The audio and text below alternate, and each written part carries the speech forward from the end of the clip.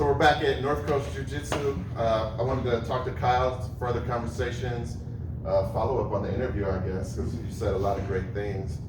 And the topic of this video we like to call Truth in Martial Arts. So when we talk about truth in martial arts, we're not necessarily talking about don't lie to people, don't lie to your students, things like that. Of course you shouldn't, but what we're talking about is the reality of martial arts, finding the truth in techniques and being able to actually know yourself as well. So when you test these techniques in reality, what works for me may not work for you based on our arm length and strength. You're much stronger. So being able to test techniques in live exchanges, I think that's the most important part, and we talk about that a lot. Absolutely, yeah, we talked about that a little bit last time, but I think, again, that we call it the idea of pressure testing, right? You got to be able to see how stuff works for real, right? Again, anyone can drill really, really smooth, but then again, when someone's actually truly resisting and truly trying to get out of something, or really trying to, smash you down versus just letting you escape, then like you said, you really kind of see what truly works and what maybe you need to work on and everything else. And sort of one thing that we always talk about, especially with newer guys when they start rolling a little bit more, or start going with other experienced guys, is people will sort of start to find or come up with ideas like, hey, this technique doesn't work live, or this technique doesn't work against experienced people. And I think sort of like if we're talking about truth, like the techniques that are sort of in the curriculum, the stuff that is tested time and that's in our white to blue curriculum, or whatever association you're in, or whatever your instructor's showing you, probably works, right? If you're in a legitimate gym, what he's showing you is stuff that it's either worked for him or works against him or whatever. So oftentimes sort of the truth in a situation you can't deal with isn't that the technique doesn't work, it's that your version of the technique doesn't work. For example, in jiu-jitsu, right, the trap and roll is a super common example where someone's on top of you and mount and you get an arm and a leg and you roll them over, right? You practice and it works really easy, and maybe you hit it on your uncle at the barbecue and it works good, right? But then a two-stripe white belt puts you in mount and you can't get out because he knows what he's doing with his hips and everything else. And rather than saying, oh, hey, maybe I need to work on my trap and roll, it's not so good, people say the trap and roll doesn't work, right? But that's not true. The trap and roll does work. It's your trap and roll that's broken, right? Not the technique itself. So I think that's a super common thread in martial arts, absolutely, is you got to pressure test techniques, and just because something isn't working under pressure doesn't mean it doesn't work. The truth is you probably need to refine your sort of understanding of it, or your sort of version of it, rather than, oh, this one's just for show, right? So I think you're reading my mind, because I was going to say something about that. Like sometimes you just need to spend more time with the technique. Of course. It's not necessarily that the technique doesn't work, which kind of reminds me of Bruce Lee's philosophy. I don't know if you're familiar with it, but he said, take what is useful, discard what is useless. And so that's how he just started his Jeet Kune Do. He would take the things that worked for him and everything else he would kind of, but there are some people who say that, did he spend enough time with those techniques that he discarded? Right, so, right.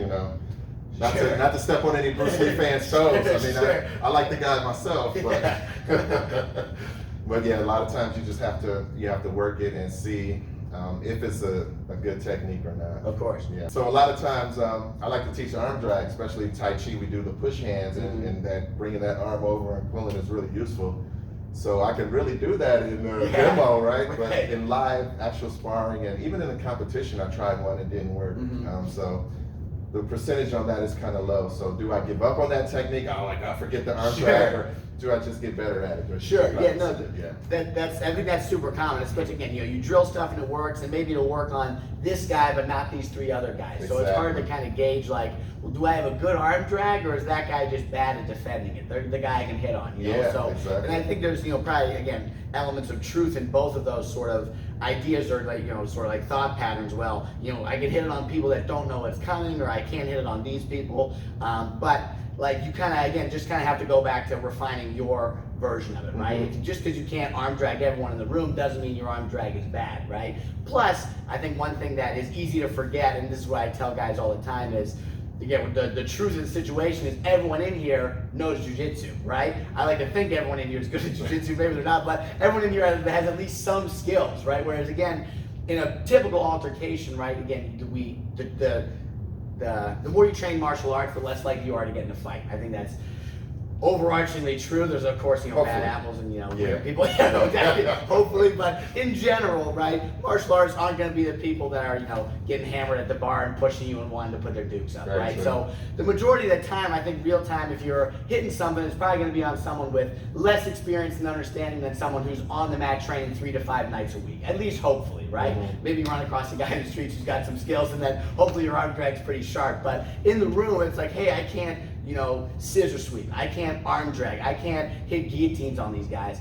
These guys are blue, purple, brown belts. You know what I mean? You're not supposed to be able to hit stuff on those guys that easy, right? Mm-hmm. Especially when you're first starting out. If 2 days in, you could just scissor sweep every brown belt in here, right? That would be more of a question about the brown belt than your scissor sweep. And the system. Yeah, exactly. So Yeah. that's one thing that absolutely is true, and you'll find that whether you're doing Tai Chi or Jiu-Jitsu style arm drags or whatever the technique is. Sometimes it can be a little more frustrating in live sparring, but again, those guys are martial artists. Those guys are savvy. You know what I mean? Yeah. So, and the more that they've seen that technique and Exactly. understand it, the better they can defend against it. Exactly. And that's what I tell guys all the time, right? Even if you brought, guys with a little bit of other martial arts experience, their first day on the mat, you're going to be able to, handle him pretty easily, right? You're probably going to be able to arm drag that guy because he's never seen it, right? So it's like your arm drag works, but if the dude knows an arm drag's coming, the defense to an arm drag also works. You know what I mean? Exactly. So it's like the technique works sort of on both sides of the coin. So my arm drag defense might be more refined than your arm drag because I kept getting arm drag. You know what I mean? So it kind of allowed me to work on my defense more than your offense or whatever. Of course, there's like a 1,000 degrees of what if and experience and what people have seen. But if something's getting, not working in the room, again, it's not that it's not working. Maybe you just need to sharpen it up, or maybe you're trying to hit it on someone who's really got a pretty solid defense to it. Yeah. And there's all kind of variables, like you said. Of course. Everybody has different strengths and weaknesses. Right. And that they'll just play each other out. Exactly. Cancel each other. So another thing that I like to think about when I think about truth in martial arts is honesty with yourself, honesty with your students, in terms of skill level, things like that. Being transparent. Like in BJJ, you spar with everybody, and it's very transparent, and your skill set versus anybody else is not that you're going against them, but you put yourself out there to be challenged and tested. I've noticed when I spar with some of my students, and we'll have like gloves on, sometimes maybe even headgear, and they'll throw a punch that is not meant to hit me, or they'll think they're going to hit me, and they'll kind of pull it back a little bit. And later on, and I'll take them aside and I'll say, hey, if you think you have a hit, go ahead and hit me. You don't have to clean my clock, but just tap me, let me know. So that keeps me from becoming diluted. Of course. And if you think you got it, it's going to exercise your skill too. Don't be afraid to hit people because you start holding back. It becomes like a mental thing. So that's one thing I noticed too, is that when people regard their teacher very high and they're scared to either make them lose face or whatever, and sometimes it's the teacher will kind of impose that or put that air on it where I can't be hit, don't hit me or whatever. I think that honesty in that sense is very important because people depend on martial arts for survival skills, things like that. So I mean, you have to know where you stand. You do 100%. And I think very similar. I've had a similar experience where I've been rolling with guys or whatever, and they'll be 75% of the way through sweeping me for real, right? But then they stop and they say, "Oh, you were probably just setting me up, right? Like you would never let me do that." It's like, no, dude, you were sweeping me, or like you passed my guard. And sometimes people won't believe that, but you gotta tell them like, dude, the jiu-jitsu works. You know what I mean? If you're doing something that works, don't. You know what I mean? Just give up because again, oh, he's a black belt, right? This isn't real, or whatever the case may be. Like you said, we're sparring, right? If you're gonna get a chance to hit me, And again, I think a lot of people, whether it be out of respect or just sort of like not necessarily a fear, but sort of just like a wariness of like, maybe I shouldn't have this much advantage, so maybe it is a setup. And maybe sometimes it is, but going through those reps, again, especially in the room where it's okay to get caught, it's okay to get tapped, where it's no big deal, that's just as important. Because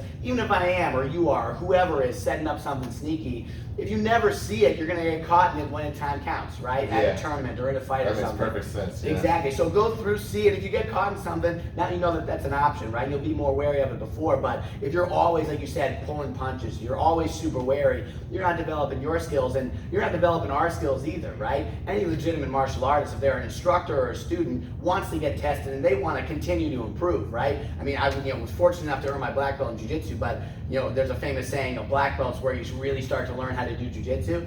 It's the truth, right? I'm trying to develop my skills just as much as you are, right? So I tell people, like you said, maybe don't try to rip my head off every single time we roll, but come at me, because that's going to make me better, it's going to make me a better instructor, and it's going to expose holes in my game where, hey, maybe, like for example, I'm pretty new to leg locks, right? So if people want to leg lock me, if you tap me in a leg lock, it wasn't like, dude, the good, like that was good, let me fix this. It's, no, you ankle lock me right there. But again, that's going to sort of fill the holes in my game. So just because I or you or whoever's an instructor, if they're really sort of on the path, and they're really trying to get good, they want to keep getting tested. You know what I mean? And I think people that stick with it and get to black belt or whatever rank will sort of see the same, right? They'll sort of progress through the ranks, but they won't feel like, oh, I'm the master now and no one should touch me. It should be like you look down, you got a black belt on one day, but you should approach the open mat just like you did back when you were a white belt. I'm gonna try and get better. I'm gonna try and get a sweat. I'm gonna try and push some guys and sort of, let myself get pushed as well. So I think, yeah,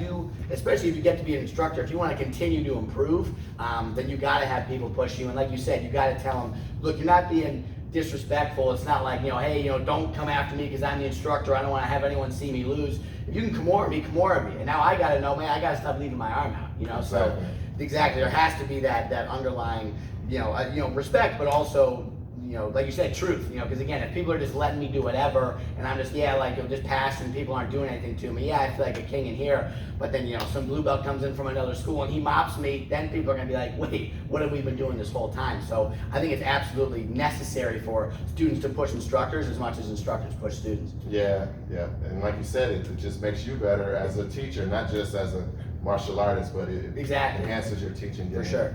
Yeah, I think that in some cases that it's ego involved, like you said, they don't want to be seen getting caught. Right. Losing, right. Yeah. For sure. But we talk about how important that is, and absolutely, I lose in here every day. Exactly. And it's fun. I do too. No, it is. I do too. And I tell people all the time, like, dude, you passed my guard, or I got my guard passed 5-6 times today. Not because I'm letting people by, but maybe I'm trying something new, or maybe I'm not trying something new, and people just get through, and it's like, man, what happened there? And sometimes it absolutely is going to be frustrating. There can be days where you walk out of here with your head down, like, man, what just happened? Right? Am I getting worse? I got mopped. Yeah, exactly. I got mopped up today, but the longer you go, the fewer and farther between those days become. But you got to keep having them. Again, it never stops. Exactly.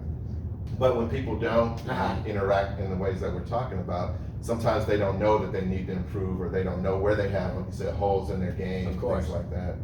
So yeah.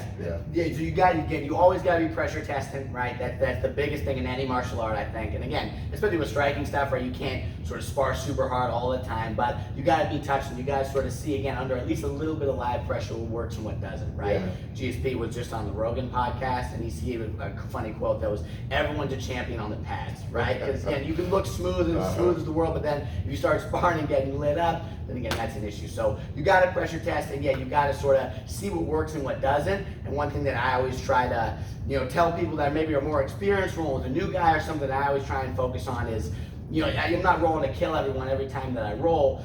But if I'm going with somebody new, and even if I'm letting them work through positions, you can't let people do stuff wrong, right? So if I'm on top of side control, right, and I want to let me feel how this guy's bottom side control escape is. If he does it totally wrong, I'm not going to let him out, right? Because again, that's going to reinforce that, oh, that's how I escape. Right. And then he's going to get stuck underneath someone who doesn't actually want to let them out, and they're going to say the bottom side control escape doesn't work. It's like, well, it does, but if you get just reinforced, that positive reinforcement every time you do it incorrectly, or if you miss, a huge step, maybe the grip's supposed to be this way or this way. So little stuff, depending on the level of the person, you can let slide. But if they're letting big significant details just go by the wayside, and you say, oh, that was good, you got out, then when push comes to shove, they're gonna not think about doing those things. They're gonna get stuck, and it's gonna come back to this move doesn't work. It's back to the first thing we talked about. No, your escape doesn't work because the person wasn't truthful. Exactly. The escape does work. Exactly. So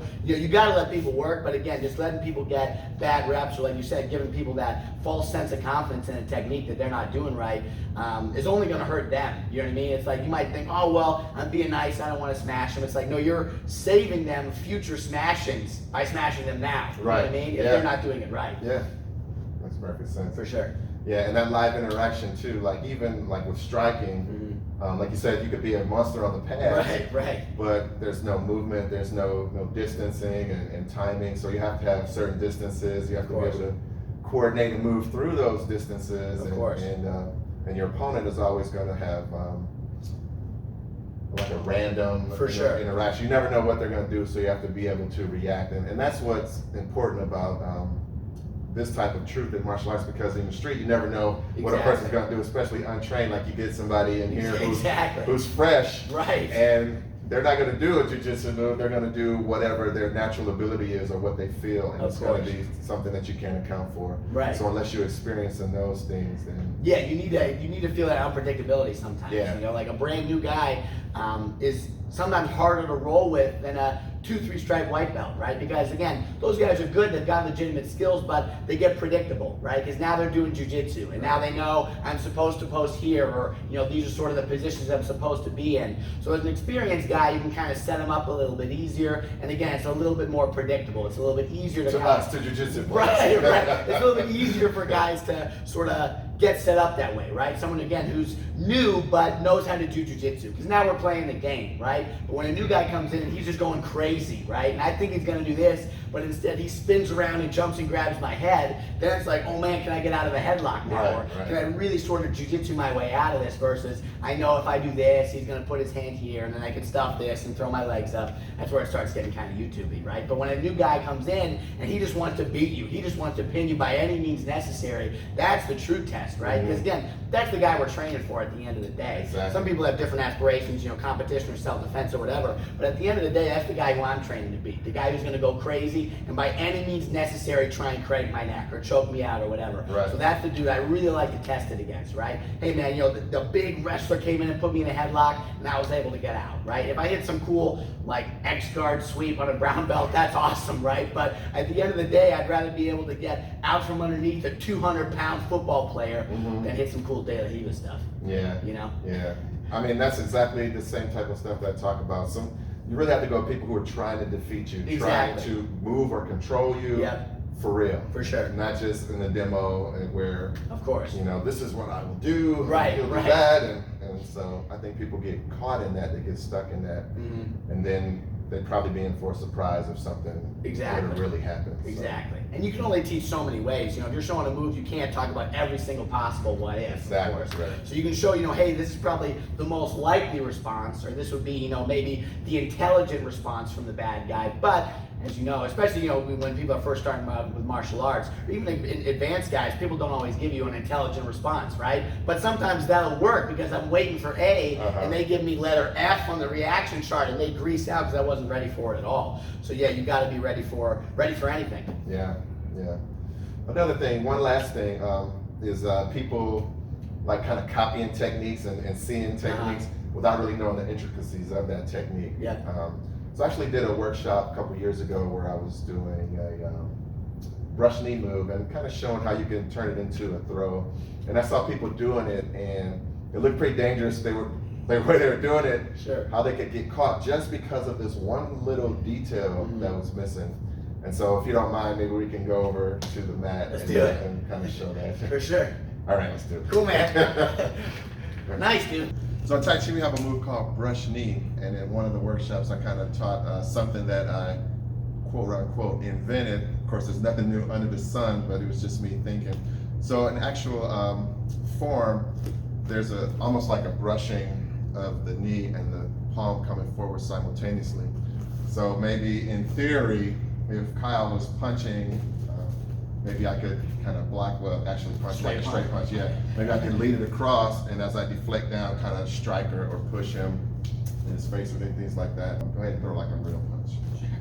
Yeah, so maybe I can't connect on it, right? But you can see it still touched me. I like to think of it from a grappling point though. If he's going to reach for me, then maybe I can kind of get that down. And instead of punching or striking, what I want to do, I'm actually going to lead through here. And just break for a second. Interesting thing, this reminds me of one of the combos that Frank taught us. Mm-hmm. And when he was teaching it, I was kind of in my head thinking like, yeah, this is kind of like something that we do. All right, so he comes in again, he's going to touch. Once I deflect down, I reach through. So I'm going to come under his arm. Let's turn around this way. So I'm coming under his arm. Now, if I'm lifting here and I have here, Kyle, what's your instinct with this arm? What are you going to do with this arm? It's like free floating. Yeah, I wouldn't want you to pick it up, so I'd probably try and pummel back. Yeah, you can come out. Square back up. Yeah. You've got a lot of options there. One, I'd like to think too, you can probably just come up to my neck. Sure. Right. So in Tai Chi, we do what we call coiling. Anytime the wrists are here, we're coiling. So he comes in. What I need to do is I need to coil over like this. And from here, I do a push-pull, which reminds me of what Frank talks about. So this is what we call a splitting energy in Tai Chi. It reminds me of a high pat on the horse, one hand back, one forward, over time. So once I coil here, I've got the opportunity for that knee, and then pressure on the back of the head. I'm just going to step back, and I can take him down with a circular step. So that little coil is the missing detail, and if somebody doesn't have that, Sure. yeah, it's just too many options right Absolutely. there. Made a huge difference for me when you did the coil and gave me the push-pull. It felt 1,000% tighter than when you just had the underhook there. So a huge difference for the guy being taken down for sure. Absolutely. Yeah. Thanks for letting me do that.